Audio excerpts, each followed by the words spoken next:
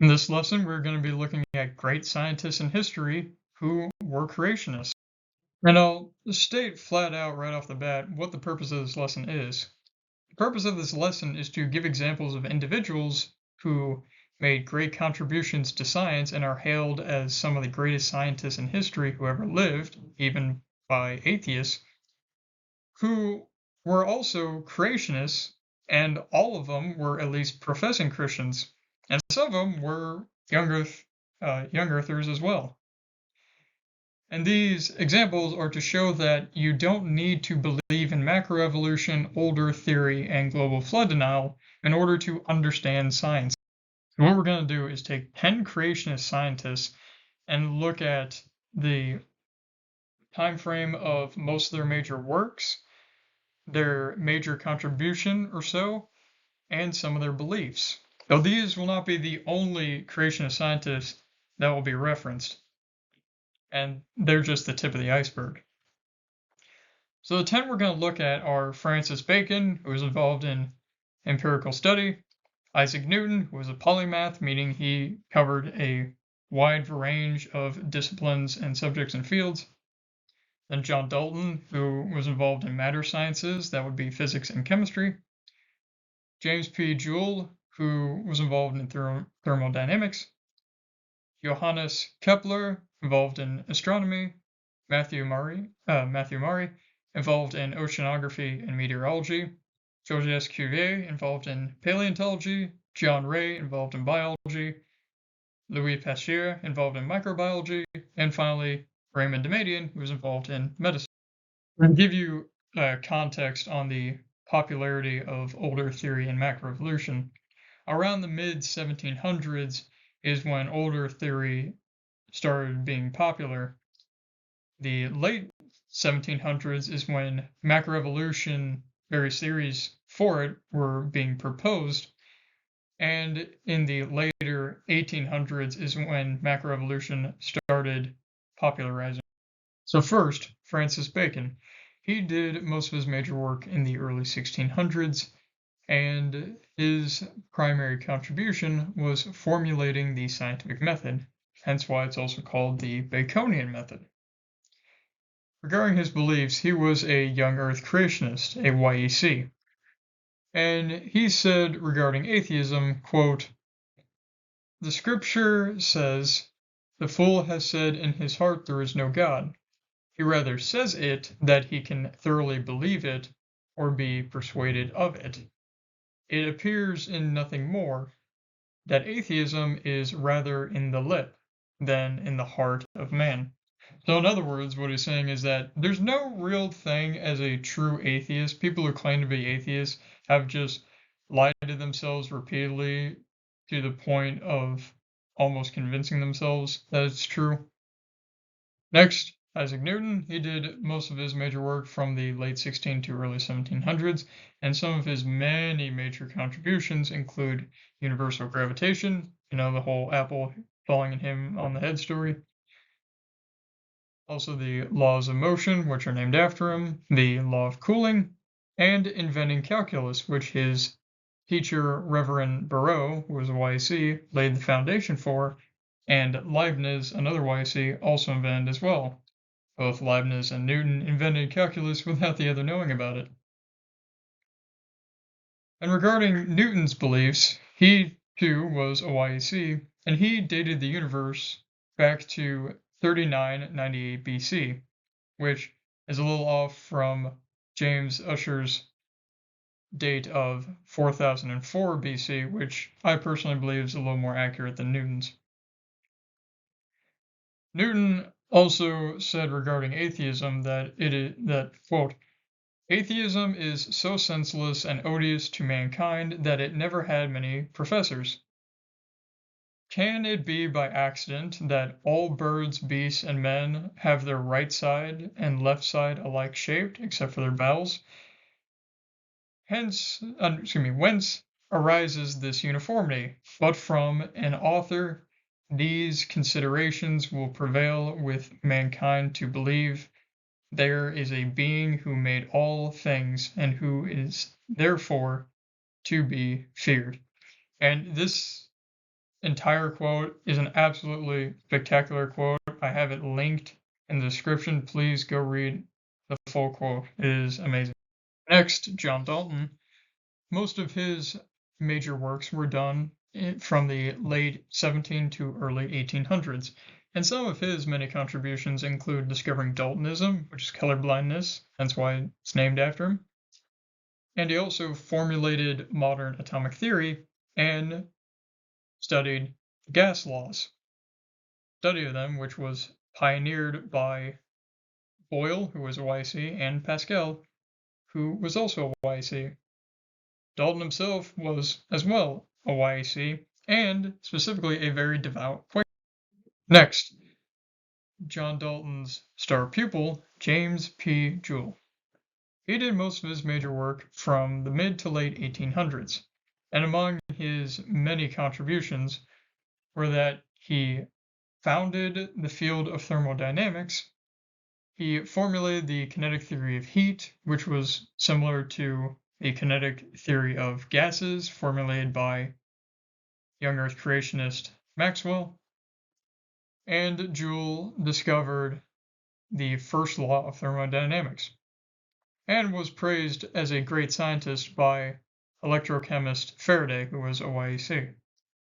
Joule himself was a YAC as well, and he signed what was called the Declaration of Students of the Natural and Physical Sciences. He signed it along with over 700 reverends and other scientists. And in it, it says, quote, if he, referring to a scientist, finds that some of his results appear to be in contradiction to the written word, that is scripture, or rather to his own interpretations of it, which may be erroneous, he should not presumably affirm that his own conclusions must be right and statements of scripture wrong. Yeah, so Joule was very adamant. Hey, if you think the scientific discovery debunks something that scripture says, don't just assume scripture's wrong. Try to see if you're wrong first.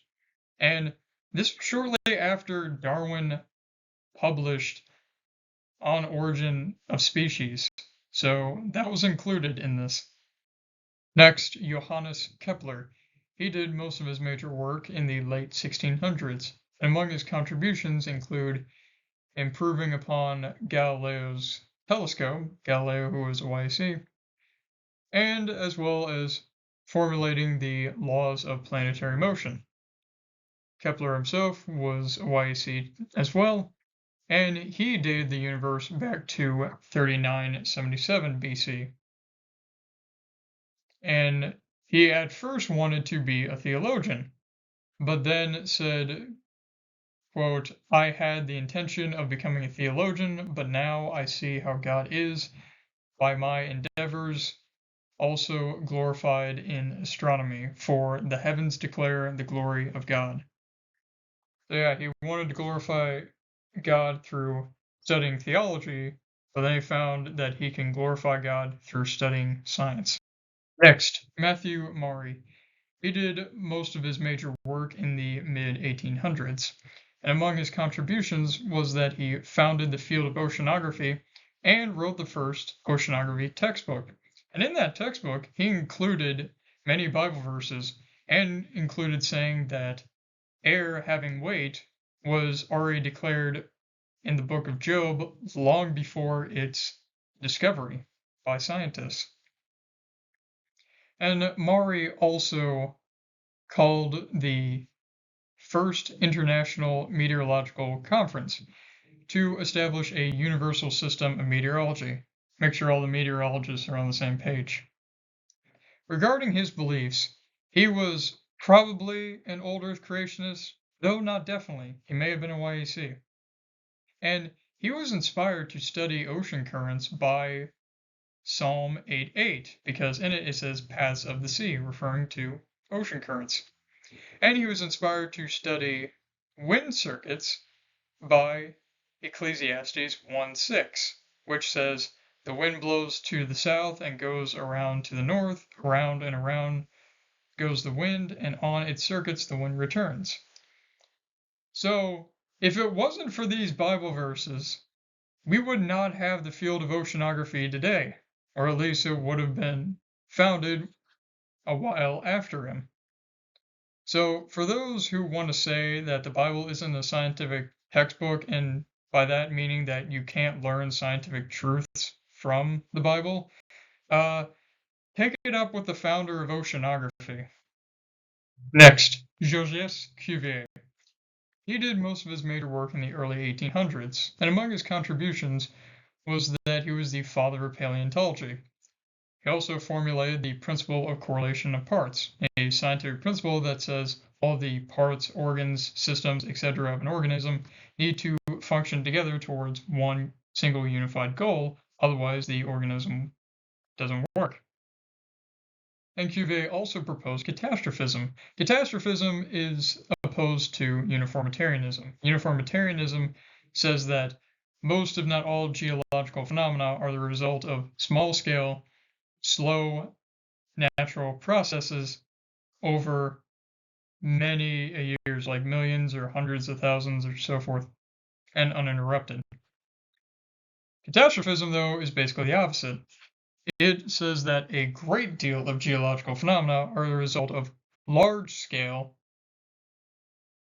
natural processes that are fast and happen over a very short time frame and actually disrupt the small, slow natural processes. And catastrophism was agreed upon by the geologist Sedgwick, who was an old Earth creationist and OEC, and surprisingly, Darwin's teacher and one of his biggest critics. Regarding Cuvier's beliefs, he too was an OEC, and he told Lamarck, who was basically the big macroevolutionist promoter just before Darwin, Cuvier told Lamarck that there's no observational evidence of macroevolution. Instead, what you have is thousands of years old mummies of cats and humans that look essentially the same as their modern specimen counterparts.